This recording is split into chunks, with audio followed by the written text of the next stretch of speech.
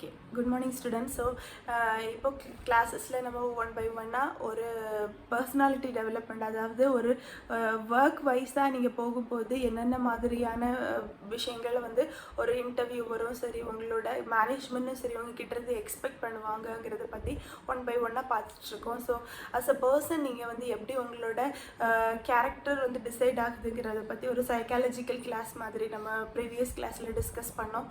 So இப்போது ஒரு resume, ஒரு ப்ரொஃபஷ்னலாக நீங்கள் உங்கள் ஒர்க்கை ஸ்டார்ட் பண்ணும்போது எப்படி நீங்கள் உங்களோட ரெஸ்யூமை ப்ரிப்பேர் பண்ணுறீங்க, அது உங்களோட லுக் எப்படி ஒரு ஃபர்ஸ்ட் இம்ப்ரெஷனோ அதே மாதிரி உங்களோட ரெஸ்யூமும் வந்து ஒரு ஃபர்ஸ்ட் இம்ப்ரெஷனாக இருக்கும். நிறைய ஷார்ட் லிஸ்ட் பண்ணுறதே வந்து உங்களோட ரெஸ்யூமை பேஸ் பண்ணி. இப்போது 10,000 வந்ததுன்னா ஃபஸ்ட்டு எல்லாருக்குமே கால் ஃபர் வந்துடாது. ஸோ அதுலேருந்து ஒரு 1000 பீப்புள் ஷார்ட் லிஸ்ட் பண்ணுறது, உங்களோட ரெஸ்யூமே உங்களோட ஸ்கில்ஸை நீங்கள் எந்த அளவுக்கு அதில் ஹைலைட் பண்ணி காமிக்கிறீங்கிறத பேஸ் பண்ணி தான் உங்களோட ரெஸ்யூம் வந்து ஷார்ட் லிஸ்ட் ஆகும். ஸோ ரெஸ்யூம் மீன்ஸ் நம்மளோட இன்ஃபர்மேஷனை ஒரு ஹார்ட் காப்பியாக நம்ம வந்து நம்ம ஒர்க் பண்ணுற இடத்துல நம்ம கொடுக்குறது. ஸோ அது வந்து உங்களை பற்றி பேசுகிற ஒரு விஷயம். ஸோ அது எவ்வளோ பக்காவாக எவ்வளோ நீட்டாக நீங்களே ரெடி பண்ணுறீங்கிறது முக்கியம். இன்னொருத்தரோட ஹெல்ப்போடு பண்ணுறதை விட நீங்களே உங்களுக்கு தெரிஞ்ச விஷயம், நீங்கள் என்னென்ன பண்ணுவீங்கிறது உங்களுக்கு மட்டும் தான் தெரியும். ஸோ நீங்களே உங்களோட ரெஸ்யூமை எப்படி கரெக்டாக அழகாக ப்ரிப்பேர் பண்ணிக்கலாங்கிறத பற்றி நம்ம பார்க்க போகிறோம். Okay, let's start. நார்மலாக ஒரு ரெஸ்யூம் ப்ரிப்பேர் பண்ணும்போது ஃபர்ஸ்ட் ரெஸ்யூம் அப்படின்னு சொல்லிட்டு முதல்ல நீங்கள் ஒரு எக்ஸ்பீரியன்ஸ் கேண்டிடேட் இல்லை அப்படின்னு சொன்னால் அப்போவே உங்களுக்கு ஒரு நர்வஸ் வர ஆரம்பிச்சிடும். ஸோ ஓகே, நம்ம எக்ஸ்பீரியன்ஸ்டான பர்சன் இல்லை. பட் அதில் நீங்கள் என்ன பண்ணலான்னா உங்களோட பெஸ்ட்டு நீங்கள் என்ன பண்ணியிருக்கீங்கிறத சொல்கிறத விட நீங்கள் ஒரு ஃப்ரெஷராக ஒரு ரெஸ்யூம் ப்ரிப்பேர் பண்ண நீங்கள் என்ன பண்ணணும்னு ஆசைப்படுறீங்க அப்படிங்கிறத பற்றி அதில் ஹைலைட் பண்ண, அதாவது ரிலேட்டட் டு த ஒர்க். நீங்கள் அந்த ஒர்க்கில் எந்தெந்த மாதிரி வரணும், எந்தெந்த மாதிரி ஆகணும், என்னென்ன மாதிரி உங்களுக்காக அதில் வந்து இப்போ பெஸ்ட்டு உங்களால் கொடுக்க முடியும் அப்படின்னு உங்களுக்கு ஒரு கான்ஃபிடென்ஸ் இருக்கும்ல. ஸோ அதை வந்து நீங்கள் ஹைலைட் பண்ணி காமிக்கும் போது அது ஒரு நல்ல இம்ப்ரெஷனாக இருக்கும். ஸோ ஒரு ஃப்ரெஷராக நீங்கள் ஒரு ரெஸ்யூமை ப்ரிப்பேர் பண்ணும்போது ஹெசிடேட் ஆகாதீங்க. ப்ளஸ் நீங்கள் அதில் என்ன மாதிரி உங்களால் ஒரு பெஸ்ட்டாக அந்த ஒர்க்கை பண்ண முடியுங்கிறத மேக்ஸிமம் அதில் ஹைலைட் பண்ணுறதுக்கு நீங்கள் ட்ரை பண்ணி ஒரு ரெஸ்யூமை ப்ரிப்பேர் பண்ண ஆரம்பிங்க. நார்மலாக ஒரு ரெஸ்யூம்னு சொல்லும்போது ஒரு ஒன் பேஜ் ஆர் 2 பேஜ்க்குள்ளே நீங்கள் ஃபினிஷ் பண்ணுறது கரெக்டாக இருக்கும். ஸோ இப்போ லைன் பை லைனாக நிறைய இதாக நீங்கள் பண்ண வேணாம்.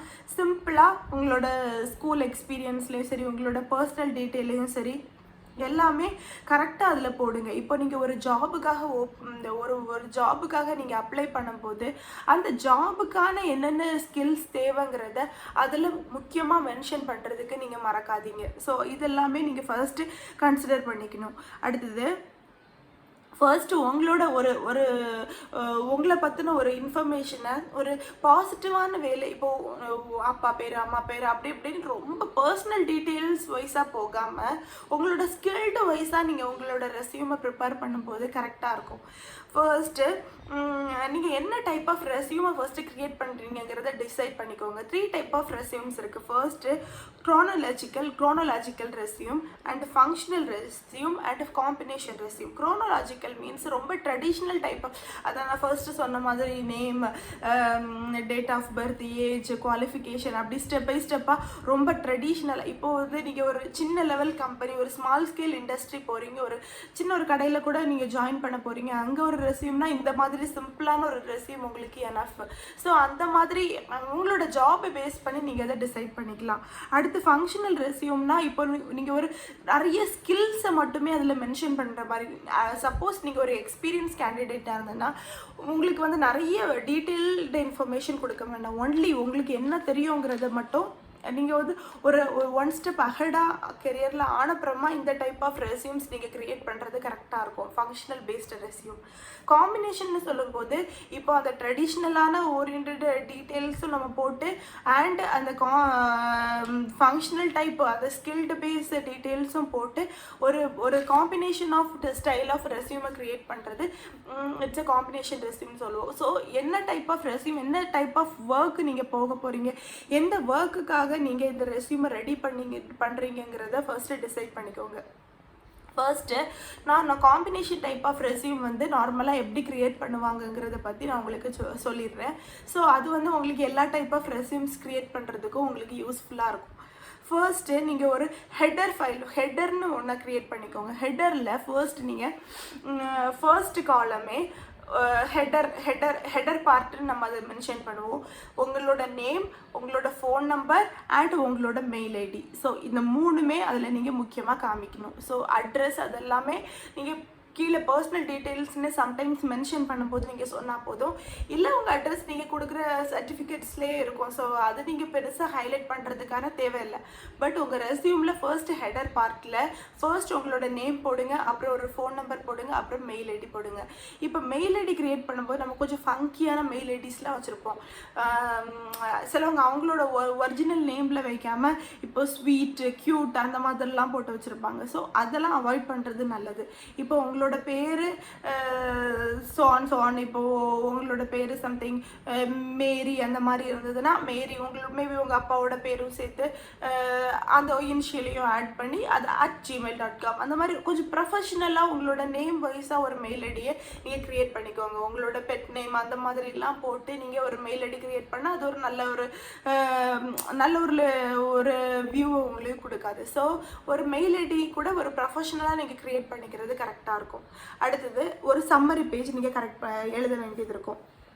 அதாவது அந்த சம்மரியில் நீங்கள் நார்மலாக மென்ஷன் பண்ண வேண்டியது ஒரு 2 லைன்ஸில் தான் நீங்கள் மென்ஷன் பண்ண, மேக்ஸிமம் 2-3 லைன்ஸில். அதாவது உங்களுக்கு என்ன எக்ஸ்பீரியன்ஸ் இருக்குது, நீங்கள் என்ன ஸ்கில்ல நீங்கள் என்ன உங்களுக்கு வந்து பெஸ்ட்டாக நீங்கள் பண்ணுவீங்க அந்த ஒர்க்கில் அப்படிங்கிறத பற்றி ஒரு சின்ன சம்மரி அப்படின்னு போட்டு ஒரு 2-3 லைன்ஸ். அது வந்து இப்போது நிறைய இன்டர்வியூ பண்ணுறவங்களுக்கு ஜஸ்ட் அதை வந்து கோ த்ரூ பண்ணும்போது உங்களோட நேம் ப்ளஸ் அந்த சம்மரி மட்டும் ரீட் பண்ணுவாங்க. ஸோ அதில் நீங்கள் ஒரு சின்ன கீ பாயிண்ட்ஸ் மாதிரி உங்களுக்கு என்ன பெஸ்ட்டாக வருதுங்கிறத ஜஸ்ட் ஒரு சம்மரி அப்படின்னு சொல்லி போட்டு ஒரு 3 லைன்ஸ் போதும், மேக்ஸிமம் 3-4 லைன்ஸ்க்குள்ளேயே முடிக்கிற மாதிரி ஒரு சின்ன சம்மரின்னு போட்டு எழுதிக்கலாம். அது வந்து செகண்ட் ஸ்டெப் அது பண்ணிக்கணும். அடுத்தது list of your experience and skills. இதை வந்து கொஞ்சம் போல்டு லெட்டர்ஸ்லேயோ கொஞ்சம் ஹைலைட் பண்ணி காமிங்க. இப்போ நீங்கள் ஆல்ரெடி ஒரு நிறைய கம்பெனிஸில் ஒர்க் பண்ண எக்ஸ்பீரியன்ஸ் இருந்தால் ஃபர்ஸ்ட் நீங்கள் இப்போ ரீசெண்டாக ஒர்க் பண்ணிட்டு இருக்க கம்பெனி, அப்புறமா அதுக்கு முன்னாடி அப்படி 1 by 1 நீங்கள் எழுதுறது கரெக்டாக இருக்கும்.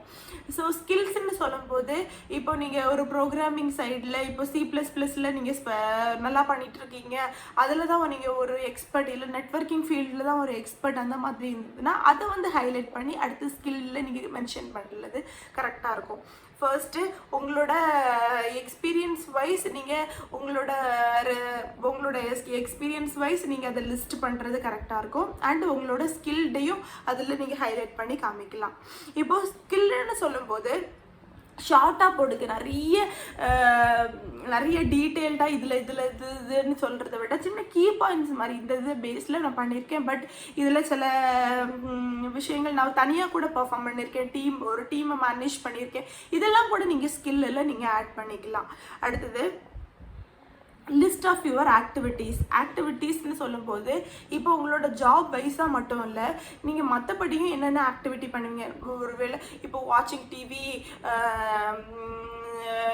இல்லை மியூசிக் லிசனிங், இந்த மாதிரி ஜென்ரலாக இல்லாமல் கொஞ்சம் அதுவும் ஒரு ஸ்கில்டு பேஸ்டு சைடில் நீங்கள் என்ன ஆக்டிவிட்டி பண்ணுவீங்க. புக்ஸ் ரீடிங், எனக்கு நிறைய நாவல்ஸ் படிக்கிறது பிடிக்கும், எனக்கு கார்டனிங் இன்ட்ரெஸ்ட்டு, நான் அத்லெட்டிக்ஸில் நான் நல்லா பண்ணுவேன், எனக்கு இந்த மாதிரி ஸ்போர்ட்ஸில் இன்ட்ரெஸ்ட், இதெல்லாமே நீங்கள் வந்து ஆக்டிவிட்டியில் ஆட் பண்ணிக்கிட்டால் அது வந்து உங்களை இன்னொரு எந்துவான பர்சனாக வந்து காமிக்கும். ஸோ ஏதாவது எனக்கு இந்த கார்பெண்ட்ரி ஒர்க்கு பிடிக்கும், அது நான் பண்ணுவேன், எனக்கு மெக்கானிக்கல் ஒர்க்கில் கொஞ்சம் இன்ட்ரெஸ்ட் இருக்குது. ஸோ இதெல்லாம் கூட நீங்கள் ஆக்டிவிட்டி, இதெல்லாம் நம்ம ஜாப் வைஸ் இல்லையேன்னு நினச்சா கூட, பட் அது கூட உங்களை இன்னொரு புஷ் பண்ணி மேபி சிலவங்களுக்கு சில ஹோம்ஸில் போய் ஏதாவது NGO ஹோம்ஸில் போய் நான் சர்வீஸ் பண்ணுறேன், இதெல்லாம் கூட நீங்கள் ஆக்டிவிட்டியில் நீங்கள் வந்து மென்ஷன் பண்ணி காமிக்கலாம். அதில் வந்து உங்களுக்கு ஒரு நல்ல இம்ப்ரெஷனை கண்டிப்பாக கொடுக்கும்.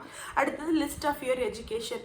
நார்மலாக நீங்கள் லாஸ்ட்டாக உங்களோட PG டிகிரியிலேருந்து UG டிகிரியிலேருந்து 12th qualification, 10th qualification, அதோட பர்சன்டேஜ். சப்போஸ் நீங்கள் வந்து டிஸ்டிங்ஷன் வாங்கியிருந்தீங்கன்னா டிஸ்டிங்ஷன், இல்லை ஏதாவது ஒரு சப்ஜெக்ட்லேயோ ஏதாவது ஒருலேயோ யூனிவர்சிட்டி ரேங்க் ஹோல்டராக இருந்தீங்கன்னா அதை மென்ஷன் பண்ணுங்கள். அண்ட் உங்களோட கிளாஸ் டாப்பராக இருந்தால் சப்போஸ் அதையும் மென்ஷன் பண்ணுங்கள். சப்போஸ் ஸ்கூலில் நீங்கள் ஒரு செகண்ட் ரேங்க் வாங்கியிருக்கீங்க அப்படின்னா, இப்போ 10th நீங்கள் ஸ்கூல் செகண்ட் இல்லை ஸ்கூல் தேர்டுனா சப்போஸ் அது இருந்ததுன்னா அதையும் மென்ஷன் பண்ணுங்கள். ஸோ லிஸ்ட் ஆஃப் யுவர் எஜுகேஷனில் உங்களோட இந்த மாதிரி ஒரு ஸ்பெஷாலிட்டிஸ் உங்கள் மார்க்ஸில் இருக்கிறதெல்லாம் நீங்கள் மென்ஷன் பண்ணலாம். ப்ளஸ் நீங்கள் கண்டிப்பாக உங்களோட சிஜிபி, அதாவது உங்களோட பர்சன்டேஜையும் அதில் மென்ஷன் பண்ணுறது இம்பார்ட்டன்ட். இதெல்லாம் உங்களுக்கு இருந்ததுன்னா இதையும் நீங்கள் ஹைலைட் பண்ணி காமிக்கலாம் லிஸ்ட் ஆஃப் யுவர் எஜுகேஷனில். அடுத்தது list of any awards won. இப்போது உங்களோட ஸ்கூல் வைஸ்லேயும் நீங்கள் ஏதாவது சின்ன சின்ன லெவல் காம்படிஷன்ஸ்ன்னு இல்லாமல் கொஞ்சம் பெரிய லெவலில் ஏதாவது ஒரு விதத்தில் நீங்கள் அச்சீவ் பண்ணியிருந்தீங்கன்னா வாங்கியிருந்தீங்கன்னா, சப்போஸ் நீங்கள் ஒர்க் பண்ணுற இடத்துல கூட ஏதாவது ஒரு ஹையர் லெவல் அத்தாரிட்டிஸ்லேருந்து ஒரு அப்ரிசியேஷன் வாங்கியிருந்தீங்கன்னா தே அப்ரிஷியேட் மீ, அதை கூட ஒரு லைன் மாதிரி நீங்கள் ஒரு அந்த அவார்டு காலமில் நீங்கள் மென்ஷன் பண்ணி காமிக்கலாம்.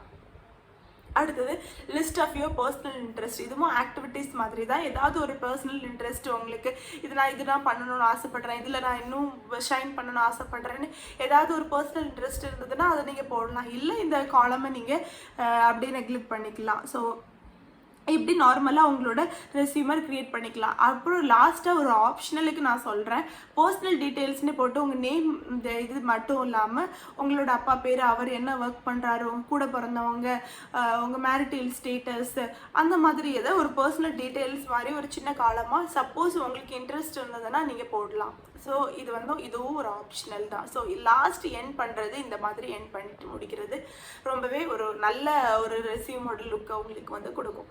அடுத்தது நார்மலாக உங்களோட ரெஸ்யூமை ஒரு இந்த சாஃப்ட் காப்பியாக நீங்கள் ரெடி பண்ணிட்டுருக்க, பட் அதை சேவ் பண்ணுறது இந்த போர்ட்டபிள் டாக்குமெண்ட் ஃபார்மேட், அதாவது பிடிஎஃப் ஃபார்மேட்டில் நீங்கள் சேவ் பண்ணி அதோட அலைன்மெண்ட் சேஞ்ச் ஆகாமல் இருக்கும். ஸோ யார் நீங்கள் ரெஸ்யூம் ரெடி பண்ணாலும் அதோட எம்எஸ் வேர்ட்லேயே நோட் பேட்லேயே எதுலேயும் நீங்கள் ரெடி பண்ணாலும் ஃபர்ஸ்ட் அது பிடிஎஃப் ஃபார்மேட்டில் நீங்கள் சேவ் பண்ணி வைங்க. ஸோ அதோட அலைன்மெண்ட் நீங்கள் எந்த சிஸ்டமில் போடும்போது மாறாமல் இருக்கும். ஸோ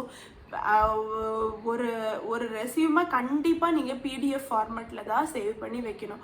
சப்போஸ் உங்களுக்கு ஹார்ட் காப்பி எடுக்கிறதுக்காக இருந்தால் கூட பிடிஎஃப் ஃபார்மேட்டில் நீங்கள் சேவ் பண்ணி வைக்கும் போது அது உங்களுக்கு யூஸ்ஃபுல்லாக இருக்கும். ஸோ பிடிஎஃப் ஃபார்மேட்டில் மட்டுமே உங்களோட ரெஸ்யூமை நீங்கள் சேவ் பண்ணி வைங்க. அடுத்தது இமெயிலிங். இந்த இமெயில் பண்ணும்போதும் உங்களோட ப்ரொஃபஷ்னல் மெயில் ஐடியிலேருந்து, அதாவது நார்மலாக நல்லா கரெக்டாக க்ரியேட் பண்ணியிருக்கிற ஒரு மெயில் ஐடியிலேருந்து உங்களோட ரெஸ்யூமை உங்களோட அந்த கம்பெனிக்கு நீங்கள் சென்ட் பண்ணுங்கள். ஸோ இது எல்லாமே ஒரு பாசிட்டிவான ஒரு நல்ல ஒரு வியூவை வந்து உங்களுக்கு கொடுக்கும். அடுத்தது நார்மலாக இப்போ ஆன்லைன் சைட்ஸ் நிறையா இருக்குது.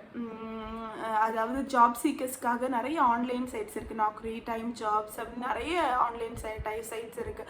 சப்போஸ் அதில் அப்லோட் பண்ணுறதுக்கான ரெஸ்யூமாக இருந்தால் அதில் என்னென்ன ஸ்பெசிஃபிகேஷன் ஆஃப் ஜாப்ஸ்ன்னு நிறைய கொடுத்துருப்பாங்க. ஸோ எந்த ஸ்பெசிஃபிகேஷன் ஜாபில் நீங்கள் ஒர்க் பண்ணுறதுக்கு இன்ட்ரெஸ்ட்டாக இருக்கீங்கன்னு அந்த காலமை செலக்ட் பண்ணி அதில் உங்களோட ரெஸ்யூமை நீங்கள் அப்லோட் பண்ணி வச்சுக்கிட்டா உங்களுக்கு வந்து ஏதாவது இன்டர்வியூ ஆஃபர்ஸ் இருக்கும்போது உங்களோட நேம் அதில் ஷார்ட் லிஸ்ட் ஆகிறதுக்கு யூஸ்ஃபுல்லாக இருக்கும். அடுத்தது நார்மலாக ஒரு இன்டர்வியூக்கு போகும்போது நீங்கள் ஆல்ரெடி உங்களோட ரெஸ்யூமை அவங்களுக்கு மெயில் பண்ணியிருந்தாலும் கூட உங்களோட சர்டிஃபிகேட்ஸோடு சேர்த்து அந்த ரெஸ்யூமோட ஒரு ஹார்ட் காப்பியும் உங்களோட ஃபைலில் வச்சுக்கிறது கரெக்டாக இருக்கும். ஸோ எல்லாருக்குமே உங்களோட ரெஸ்யூம் வந்து எல்லாத்தோட காப்பியும் இருக்காது. ஸோ அதோட ஹார்ட் காப்பியை நீங்கள் டெஃபினட்டாக கையில் வச்சுக்கிறது கரெக்டாக இருக்கும். உங்களோட சர்டிஃபிகேட்ஸோட சேர்த்து ஃபர்ஸ்ட் பேஜில் உங்களோட ரெஸ்யூமோட ஹார்ட் காப்பி டெஃபினட்டாக உங்கள் கையில் ஒரு இன்டர்வியூ நீங்கள் அட்டன் பண்ணும்போது இருக்கணும். இப்போ நார்மலாக பிரிண்டட் பேஜ்னு சொல்லும்போது ஒரு நல்ல ஒரு குவாலிட்டி பேப்பரில் A4 மட்டும் இல்லாமல் A4ல் அதை விட நல்ல குவாலிட்டியான ஒரு திக்கான ஒரு நல்ல பேப்பரில் உங்களோட ரெஸ்யூமை நீங்கள் ஹார்ட் காப்பி எடுத்துக்கோங்க. ப்ளஸ் அதை இன்னொரு வாட்டி ரீசெக் பண்ணி அதில் ஏதாவது மிஸ்டேக்ஸ் இருந்ததுன்னா அதையும் நீங்கள் கரெக்ட் பண்ணிவிட்டு அதை கரெக்டான ஒரு ஃபார்மேட்டில் ஒரு நல்ல டீசெண்டான ஒரு ஹார்ட் காப்பியாக உங்களோட ரெஸ்யூம் எப்போவுமே உங்கள் கையில் இருக்கணும்.